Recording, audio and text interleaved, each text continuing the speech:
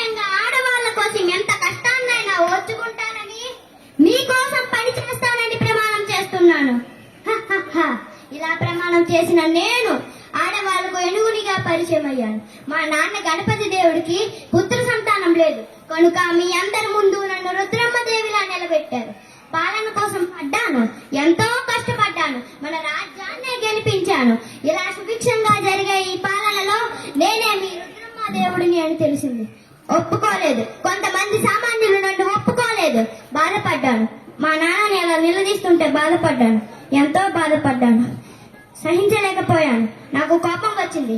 అప్పుడు నేను అన్నాను, ఆడవాళ్ళు అయితే కష్టపడుతున్నారు కదా, మీకోసం ఎంతో కష్టపడుతున్నారు కదా, అదే నేను రాజుని అని తెలిసాక జైలు కొట్టే మీరే నేను రాణిని అని తెలిసాక ఎందుకు నన్ను నిలదీస్తున్నారు? నా ఈ కోపమైన మాటలు విని కొంతమంది సామాన్యులు నన్ను ఎదురు తిరిగారు. నాకు ఇది లెక్కనా? ఓడించాను. నన్ను నిలదీసిన ప్రతి ఒక్కరిని ఓడించాను. ఎప్పుడో ఓడించాను. ఇప్పటి నుండి మొదలైంది నా అద్భుతమైన పాలన. తీరా చూస్తే నా పాలనలో ఒక గొడవ, అది కూడా ఒక నది కోసం. సహించలేకపోయాను. నాకు చాలా కోపం వచ్చింది. అప్పుడు నేను అన్నాను, ఒక తల్లి పాలు తాగిన మీరందరూ అన్నా చెల్లెళ్ళు అక్క తమ్ముళ్ళు అయితే ఒక నది నీళ్లు తాగి ఒరిగేవాళ్ళు అన్నా చెల్లెళ్ళు అక్క తల్లు కాలేమా? నేను మీ అందరికీ చెప్పాలనుకుంది ఏమీ లేదు, కానీ ఒక్కటే, ఆడవాళ్ళను కష్టపడనివ్వండి, వాళ్ళని పని చేయనివ్వండి, వాళ్ళని ఒక